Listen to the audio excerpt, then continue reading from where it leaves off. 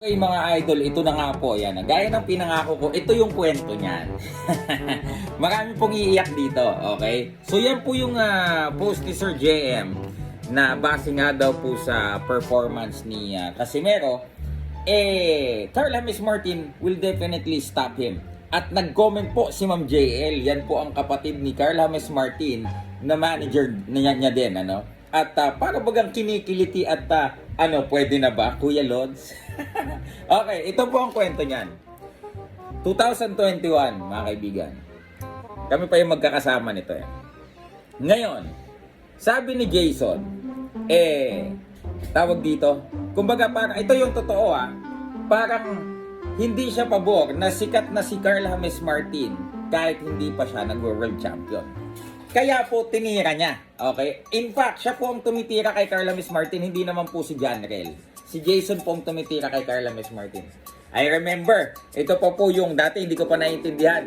Ang tinatawag niya kay Carl James Martin is walang tahal. Okay, so hindi ko naman alam ibig sabihin nun. Kaya ano ba yung walang tahal? Kumbaga parang sa sabong daw, yung parang manok na walang yung tare, yung talim. Yun daw yung ibig sabihin ng walang tahal. So nadamay lang si John Rel. Siyempre para magkakaroon ng legitimacy yung hate nitong si Jason kay Carl James Martin, dinamay niya utol niya, which is sumasakay lang naman dun sa trip niya. Okay, and then wala daw tahal, lait-lait, hindi pa naman daw nag-world champion, ganito ganyan, bakit daw maraming fans, bakit daw sikat na kaagad, hindi pa naman daw nag-world champion, yung utol daw niya, pinagdaanan lahat. Bakit? Itong hindi ko maintindihan kay Boy Bisa. Bakit sa lahat ng nangyayari sa boxing community, parang ikinukumpara niya sa nangyayari sa utol niya. 'Di ba? Kahit yung parang dati parang may hinanaing si Yumir Marshall, kinumpara niya na naman sa utol niya. Alright? So in short, to cut the long story short, May, so yan po yung walang tahal, March and April yan. 2021. Ngayon, May po mga kaibigan, lumapag na sila dito. And the camp of Carl James Martin, kasi nga may Manila training camp ng ng isang buwan. May yon mga kaibigan. Kinontak ako nung kampo ni Carl James Martin. Sila Japet, sila Coach Abel, at isa na din ito si Ma'am JL. At alam nyo ba, syempre hindi naman sila sumasagot nun idaan na lang daw sa sparring. Ayan, ito na yung exciting part. Okay. So, nandito na kami. Bro, nagahamo ng sparring yung kampo ni Carl James Martin.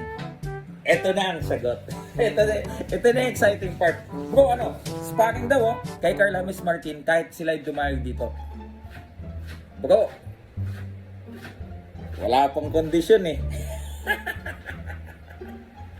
Takot.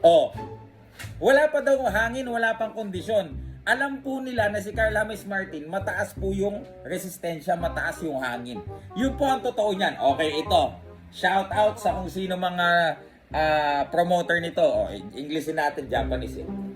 To the promoter of Casimero, for you, Masayuki Ito. If you think or if you are confident, can you get Carl James Martin as the opponent of Casimero?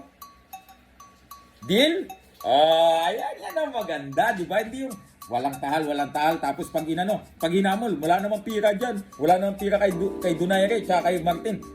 Kung yung mga highly ranked na mga fighters na yun walang pera, ano pa yung mga kinukuha yung mga retired, mga trainer? Yan po ang katotohanan, yan ang kwento sa likod yan. At alam ng Team Carl James Martin yan. Ang bola nasa inyo. Papatunayan nyo bang takot kayo? Comment down below. Anong round po sa tingin ninyo matitikayo ni Carl James Martin si Casimero? Yan, exciting yan. At kung matapang kayo, opera nyo yung kampo ni Carl James Martin. Let's say, Philippine Arena, Kaya ka namang dalhin ng kasikatan ni Martin ang daming fan ni Carl James Martin. Meron siyang INC na nakaback up sa kanya, sumusuporta. Philippine Arena? Martin versus Kangkong. Ayan. Silver Voice TV, magandang araw po.